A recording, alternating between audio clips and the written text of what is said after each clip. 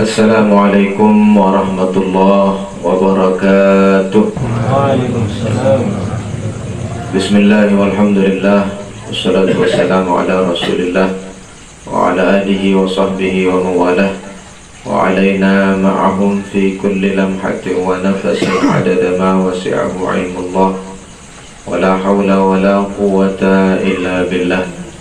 Allahumma akhrijna min zulumatil wahmi wa akrimna bi nuril fahmi waftah alaina bi ma'rifatil ilmi wa zayyin wa ahsin akhlaqana bil hilmi. Allahumma ja'alna mimman yastami'una al-qawla fayattabi'una ahsanah. Amma ba'du, fa aqulu wa naqulu rabbi shrah lana sudurana wa yassir lana umurana wa hlul 'uqdatam min alsinatina yafqahu qawlana وسدد ألسنتنا بحقك وبحق نبيك محمد صلى الله عليه وسلم. سبحانك لا علم لنا إلا ما علمتنا إنك أنت العليم الحكيم. Niki nanti menjadi salah satu daripada saksi nanti di hari kiamat untuk meringankan di depan persidangan Allah Subhanahu wa taala. Karena ketika nikilah al-yawma nakhtimu ala afwahihim wa tukallimuna aydihim wa tashhadu arjuluhum bima kanu yaksibun yawma idzin tuhadditsu akhbarah. Maka lamun lisan niki nama tertutup, artinya nakhtim, artinya dia tahu ya berbentat ya berhubung dinbam, karena lisan niki akan terbata-bata. Maka yang akan menjadi saksi adalah kaki dan tangan termasuk tanah yang belum sami injak selama di dunia. Mudah-mudahan nikit yang belum sami baut jadi saksi sasolah di antara satu dengan yang lainnya. Karena bahasa ulama al-ilmu rahimun bain ahli. Maka karena sesungguhnya menuntut ilmu niki adalah menjadi rahmat.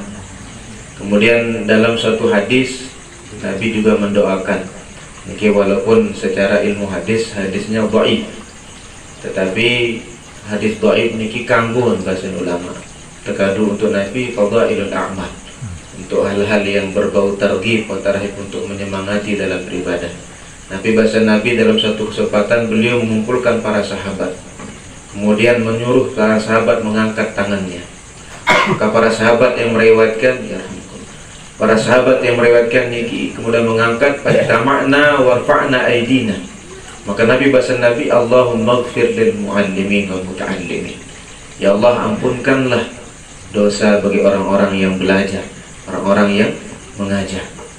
Artinya alim niki secara ilmu ta'limul muta'allim man ittasafa bil ilmi walau syai'an qalilan. Maka ketika orang niki punya ilmu kemudian ilmu niki diamalkan, nikilah orang alim yang selalu didoakan oleh Nabi SAW. Allahumma ighfir lahum, mudah-mudahan tampunan bahasa Nabi, wa atil umrahum, mudah-mudahan terpanjangan umur, wa barik lahum fi kasbihim, kemudian Nabi mengatakan mudah-mudahan ulung usami dijamin keberkahan di usaha dan rezeki dan semuanya. Karena yang namanya berkah bukan mendapatkan jabatan di dunia, bukan menjadi pemimpin perusahaan bahasa ulama, bukan menjadi tokoh di masyarakat, bukan menjadi tokoh di agama, di tuang guru dari yang berkah. Tapi searang berkah bahasa ulama niki ketika tiang pelungusami terus menerus dalam ketaatan kepada Allah Subhanahu wa taala. Maka alhamdulillah rabbil alamin. Maka tiang yang mukdaman oleh majelis ilmu pasti saling doa sasolah, jadi mungkin saja. Kadis itulah turun rahmat di sisi Allah Subhanahu wa taala. Yang dari yang hormati dani-dani para pengelisir, tokoh adat, tokoh masyarakat, tokoh agama, ini mami sana PJ, hadirin hadirat majelis ta'lim hasibu, yang mudah-mudahan niki menjadi al-ismu alal musamma, yang artinya demi ingat malam ahad. Hasibu berarti ya selalu introspeksi diri, sudah sampai sejauh mana titipan yang Allah titip di pelungguh niki dipakai sebaik-baiknya tundik. Karena semua adalah titipan. Pembahasan saat minggu berjudul niki, seorang hamba harus mengatakan kepada dirinya, seorang hamba yang benar-benar hamba tidak pernah merasa memiliki apapun. Kemudian seorang hamba tidak boleh merasa bisa mengatur apapun. Kemudian seorang hamba harus sibuk kepada tujuan yang diciptakan, yaitu tujuan beribadah kepada Allah. Berarti selaku niki titipan, karena namanya titipan sewaktu-waktu akan diambil. Maka kata Nabi, titipan Allah makin niki titipan hayataka qabla mautika, yaitu hidup sebelum datang mati. Maka titipan makin ketitip isi Allah adalah kehidupan. Maka gunakan titipan niki sebaik-baiknya sebelum nanti diambil oleh yang punya. Wa syababaka qabla haramik, yaitu waktu sedang waktu muda, waktu sedang punya tenaga, punya daya, punya upaya sebelum datang haram, yaitu di mana tiap pelungu sami waktu nikah tahu kembali. Ketika daya sudah tidak ada, upaya sudah tidak ada, tenaga sudah tidak ada, umur sudah menua, maka gunakan titipan niki sebaik-baiknya sebelum diambil oleh Allah Subhanahu wa taala. Kemudian faraghuka qabla syughli, kesempatan sebelum datang, maka kesempatan niki adalah titipan Allah. Maka kesempatan niki pergunakan sebaik-baiknya sebelum datang nanti titipan kesempatan niki diambil, kemudian diganti oleh Allah dengan kesempitan. Wa sihhataka qabla saqami, kemudian kesehatan juga titipan sebelum datang, diambil dan ditukar oleh Allah menjadi sebuah penyakit.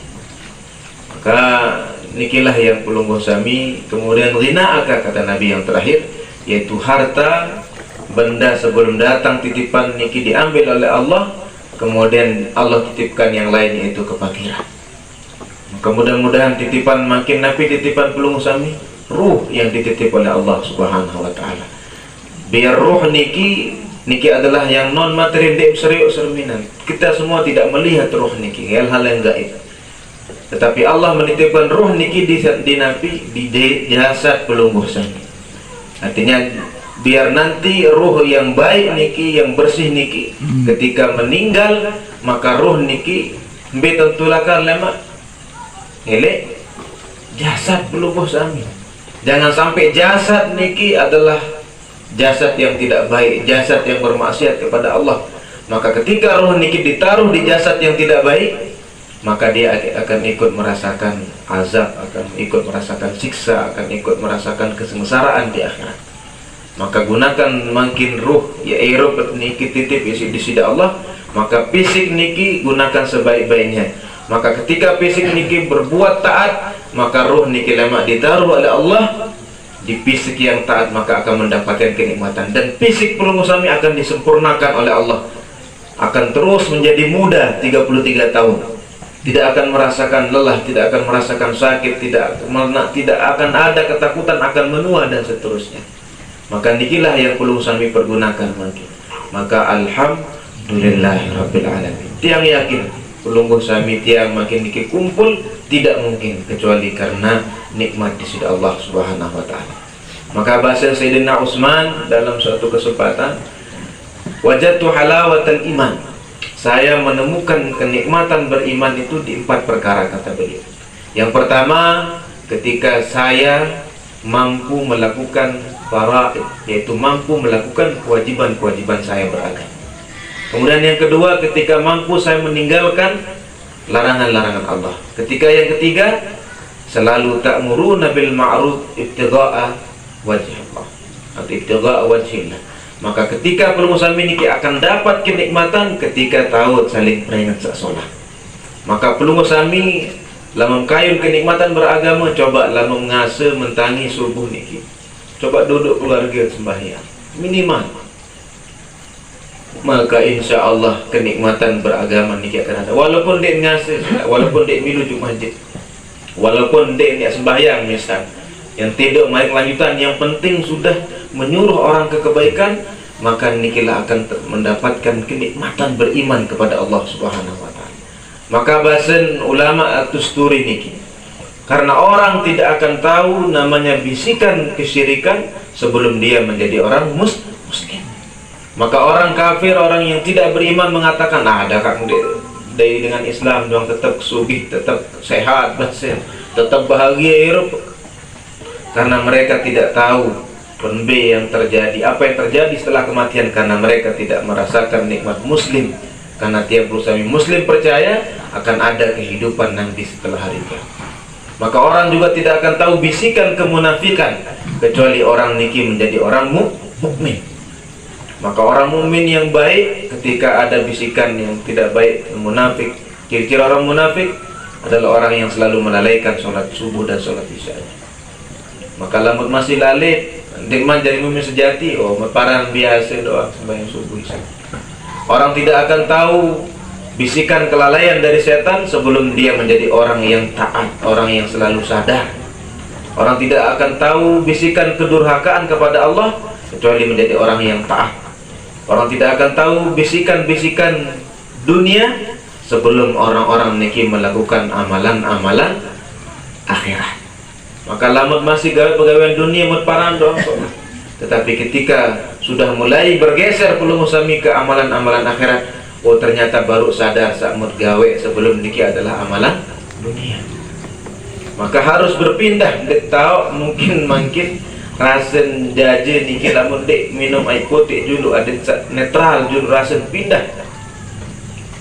Maka alhamdulillah. Maka kenikmatan niki akan didapat kalau tiang belum sami tahu saling peringat, minimal peringat diri. Kemudian saat kedua bahasa beliau, maka orang niki tidak akan tahu namanya halawatul iman sebelum saling melarang, saling memperingati daripada hal-hal yang dilarang oleh Allah Subhanahu wa taala dengan mengharapkan pahala, mengharapkan ridha dari Allah Subhanahu wa taala. Hadirin hadirat yang dihormati, sebelum masuk ke hadis, niki ada salah satu peringatan daripada Sayyidina Ali radhiyallahu anhu. Mudah-mudahan niki menjadi hasibu, menjadi introspeksi buat dewek yang pribadi, Maka wa an Ali radhiyallahu anhu annahu qala man istaqa ila al-jannah sara'a ila al-khairat. Barang siapa yang rindu kepada surganya Allah, maka sudah pasti otomatis dia akan bersegera menuju kebaikan. Berarti lamun dekman solah wa brogong untam kangen surga ina. Brogong untam rindu kan milik ayun untam surga ina. Mele lagu dekman solah aja berarti brogong bahasa Sayyidina Ali. Karena barang siapa yang rindu kepada surganya Allah, otomatis sara'a ilal khairat. Otomatis dirinya akan mensegerakan diri, akan segera menuju kebaikan.